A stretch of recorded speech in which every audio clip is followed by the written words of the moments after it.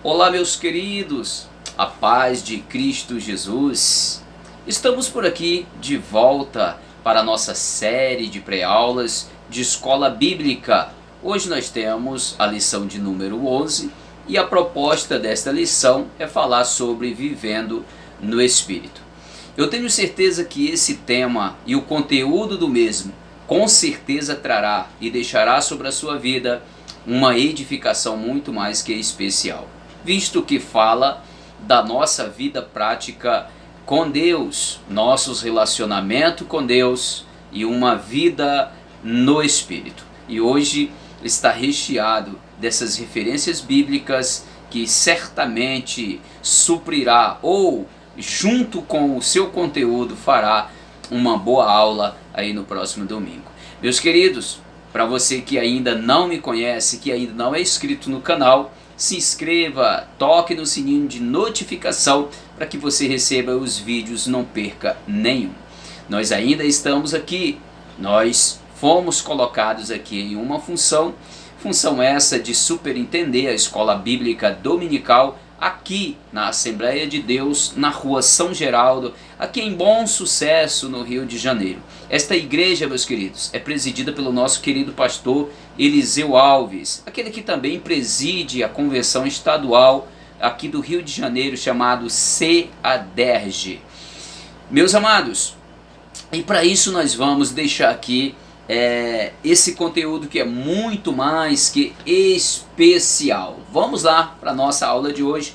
O texto áureo diz assim: mas o fruto do Espírito é amor, gozo, paz, longanimidade, benignidade, bondade, mansidão, fé e temperança. Isso está escrito lá na carta do apóstolo Paulo aos Gálatas, capítulo 5, versículo 22. A verdade prática diz assim: o avivamento espiritual traz uma realidade de vida no Espírito, uma vida no Espírito. Meus queridos, a leitura bíblica em classe ainda está abordada aqui em Gálatas, capítulo 5, dos versículos 19 ao 25. Faça esta leitura, não apenas ela, mas os que antecedem e os que seguem, porque é muito importante que esse conteúdo ele venha trazer uma melhor compreensão para você. E você, claro, compartilhar aí na sua sala de aula. Amigo professor, isso fica uma dica, é importantíssimo que você venha frisar a importância de nós vivermos no Espírito e também andarmos no Espírito. Como que isso acontece? Acontece dentro de uma experiência com Deus. Para termos uma experiência com Deus, é necessário nós cultivarmos este relacionamento com Deus através da leitura da palavra e através da oração. Ninguém mantém um diálogo sadio e verdadeiro sem uma troca de diálogo. Com a oração, nós comunicamos as nossas necessidades e realidades ao nosso Deus, o Criador. E com a leitura da palavra, nós obtemos as respostas de Deus. Claro que nós entendemos que Deus tem as suas maneiras de falar, mas prioritariamente a palavra de Deus é uma linha direta de que Ele fala conosco. Meus amados, nós temos os objetivos da nossa lição de hoje, que ela é sistematizada e dividida em 3 tópicos. O primeiro tópico fala a vida no Espírito. O segundo é o confronto entre a carne e o Espírito. E terceiro e último, o avivamento pelo fruto do Espírito. Imagina só todo esse conteúdo aqui desmiuçado, de forma ordenada. Meu amado, você vai sair da sala de aula hoje com uma compreensão tremenda. E nós teremos aqui nosso objetivo aqui é de compartilhar alguma coisa que venha somar aí com a sua escola bíblica. Primeiro assunto dentro da vida no Espírito. Primeiro de tudo aqui é andando no Espírito. o que seria andar no Espírito? Esses são termos bíblicos que nós utilizamos, nós cristãos utilizamos aqui. Então, andando no Espírito. O que é andar no Espírito?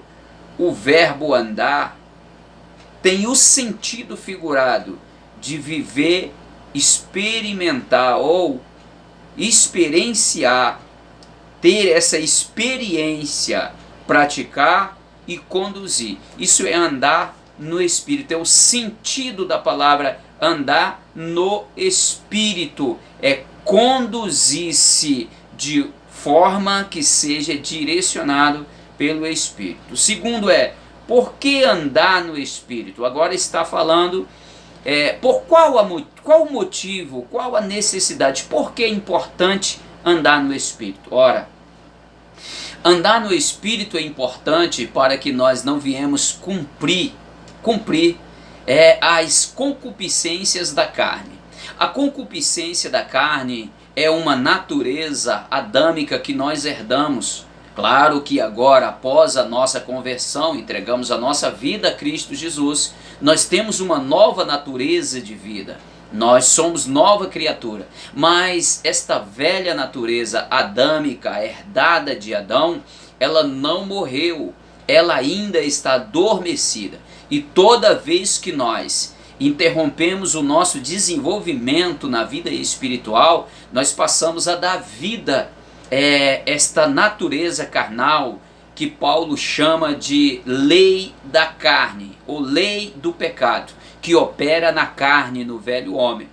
Então, por que é importante andar no Espírito? Para não cumprir a concupiscência da carne. Porque andar no Espírito significa focar em uma direção, focar em um propósito, não dar margem para reviver em nós a natureza da carne e dar vida ao pecado pelo desejo da carne. Concupiscência dos olhos, concupiscência da carne.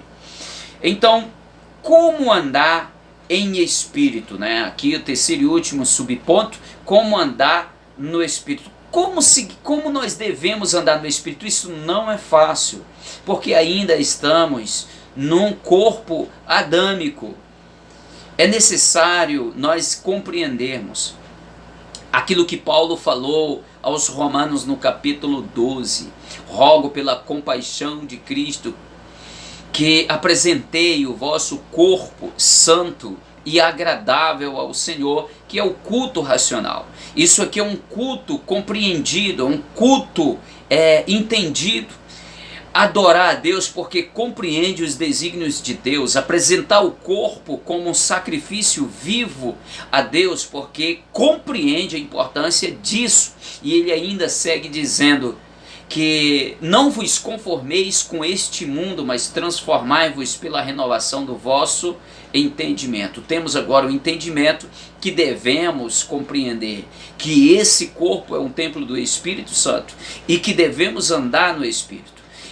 Ser crente, ser evangélico ou ser um cristão autêntico, aquele que de fato plenamente entregou a vida para Deus, não é somente ter um compromisso de diariamente ou todos os dias programados ir à igreja e cumprir com o horário, chegar cedo, serviço, ser obreiro, aqueles serviços cristãos e adorar a Deus lá no templo. Não, ser cristão é ser muito mais do que isso. Andar no Espírito é muito mais do que isso. Isso é um momento que no coletivo nós adoramos ao Senhor, mas andar no Espírito é conduzir a sua identidade de cristão, daquele que renunciou ao pecado, em todos os lugares que você estiver. Se você está na escola, no trabalho, na faculdade, não importa onde você esteja, mesmo que seja em lugares que você esteja passando, que não sejam lugares dignos da sua presença, mas esteja lá como um autêntico e verdadeiro cristão, como um condutor do Espírito ou como alguém que é conduzido pelo Espírito. Isso é andar no Espírito. Isso é fácil? Não é fácil. Mas quem disse que a vida é fácil? Até viver é difícil. Até para nascer, é para morrer. Em todos os momentos da nossa vida, o viver é difícil. Por que não empregar uma regra Por que não empregar uma ética bíblica para a nossa vida, para nos autodisciplinar e vivermos uma vida no Espírito? Não esqueça de reproduzir isso em sala de aula, meu querido. O confronto entre a carne e o Espírito. Carne versus Espírito. Carne versus Espírito. Então nós entendemos que a obra da carne, né, a vontade da carne é distanciar o homem, nós, de Deus, enquanto que o Espírito, ele aproxima a gente de Deus. Então Paulo sobejas as informações, e eu cito algumas, quando diz que na verdade a carne é fraca, mas o Espírito está pronto, que o nosso homem exterior se corrompe. Quando fala se corrompe, está falando aqui do envelhecimento, está falando da degradação, sujeito à destruição. Todavia o homem interior, ele se renova a cada dia. Se renova como? Porque você dá vida a esse homem interior, aquele que te gerou uma nova vida, uma nova criatura. Ele renova-se a cada dia. Quando nós alimentamos, quando nós inclinamos a nossa vida, o nosso desejo, nós nos autodisciplinamos e vivemos para Cristo no propósito, entendendo o projeto, o propósito de Deus, o homem interior, ele cresce, ele domina, a chegar a um ponto semelhante ao que o salmista disse. O salmista disse: a minha carne tem desejo por ti. Eu penso isso, meus queridos, se puder, reproduza isso na sala de aula. Eu penso que isso é uma qualidade elevadíssima de um autêntico cristão, que o seu homem interior, ele desenvolveu tanto dentro de si, com convicção, que ele subjugou o homem exterior, a carne, não deixando ela solta para fazer a sua vontade, mas amordaçando ela, como se domina qualquer um animal com uma coleira curta. E agora o homem interior cresce a ponto de fazer com que a carne deseje Deus. Carne não respeita Deus. Todavia, o salmista expressa algo profundo: a minha carne deseja a Deus. E aqui, as obras da carne. Ora, as obras da carne são 15 citações que Paulo cita aqui no capítulo 5 aos Gálatas. São coisas que deterioram a moral e a vida do ser humano, levando ele a uma vida desregrada, uma vida sem respeito a Deus, o Criador, uma vida totalmente dissoluta, uma vida voltada simplesmente para a carne. É uma vida que até pensa na questão de humanitária, totalmente humanitária, tem até alguns pequenos desejos de ajudar, mas simplesmente por capacidade humana, mas não por temor a Deus. Não que tenha de entranhável compaixão, assim como relata a respeito de Jesus e muitos outros, pessoas que têm um sentimento de íntima compaixão por causa da situação de outra pessoa. Não é isso, mas às vezes até para se autopromover, para ser vista, para ser conhecida. Esse não é um padrão cristão, esse não é um padrão bíblico para nós, pois Paulo cita essas 15 e ainda arremata na última dizendo, ainda acrescenta: e coisas semelhantes a essa, praticando isso, ou então coisas semelhantes a essa, te afasta de ver o reino de Deus. Te afasta de Deus, jamais verá a Deus. As obras da carne nos joga direto para o inferno, que é uma realidade. Reproduza isso também, se possível, professor. E aqui por último, o avivamento pelo fruto do Espírito. A cada cristão, a nós, nos é dado, nos é confiado os dons espirituais que nós chamamos de ferramentas para o uso, para o desenvolvimento da obra do Senhor Jesus. Quando recebemos a chamada de Deus, Ele nos dá o direito de entrar no seu almoxarifado e pegar estas ferramentas. Essas ferramentas são dadas a crentes, são dadas a cristãos, a pessoas convertidas, que têm uma aliança com Deus. Você pega essas ferramentas.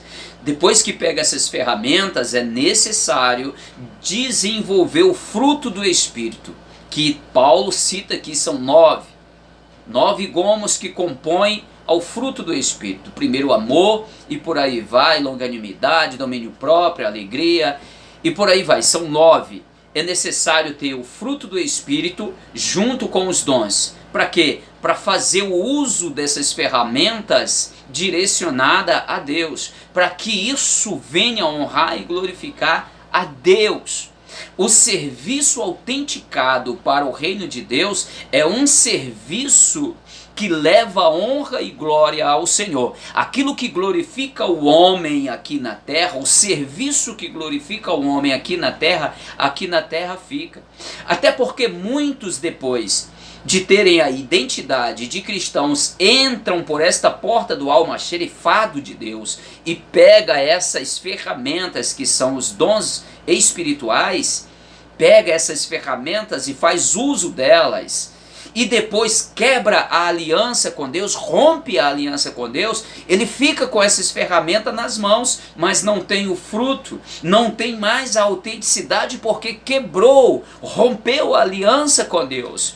Então essas pessoas estão por aí, ainda usando os dons espirituais, mas todavia, no acerto de conta nos derradeiros dias, o Senhor dirá: afastai-vos de mim, maldito, que eu nunca vos conheci. Mesmo eles dizendo, meu Deus, com muito temor no coração eu falo isso, porque a palavra é de Deus.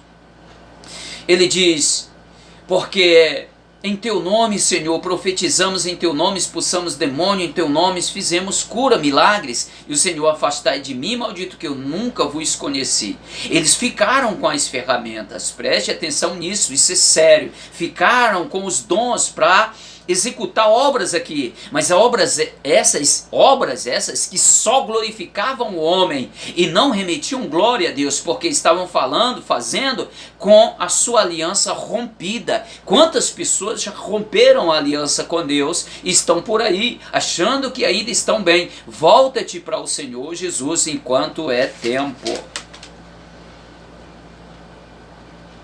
Os níveis, aspectos do fruto, né? Os 9 aspectos do fruto do Espírito. Isso aqui é uma narrativa que fala cada um desses frutos, fala a respeito desta capacidade. É uma disciplina na pessoa, proporcionada pelo relacionamento com o Espírito Santo e habitando em nós. Provoca em nós esta autodisciplina. Cada uma delas tem um significado profundo, tanto na raiz da palavra grega, como também no sentido, no nosso português tem um sentido maravilhoso. E isso, meus amados, não podemos nos desassociar disso. Se entramos no almoxarifado e pegamos esses frutos, esses dons espirituais, é necessário deixar e não romper a nossa aliança com Deus, para que o Espírito Santo habite em nós e faça esta autodisciplina em nós, que é chamado de fruto do Espírito, para que nós, tudo que nós fizermos, venha glorificar a Deus. É aquilo que Paulo escreveu: por Ele, dele, por Ele e para Ele são todas as coisas. Eu concluo aqui, meus queridos, dizendo a respeito desse tema que é relevante, é um tema maravilhoso: vivendo no Espírito. Se estais no Espírito, também deveis andar no Espírito. Não somente na igreja, mas também em casa, no trabalho, em todos os lugares que fores. Dê testemunho de crente. Deus abençoe a sua vida. Esta é a porção de hoje. Obrigado por permitir entrar em sua casa. Faça bom proveito desta aula e até a próxima, assim querendo Deus.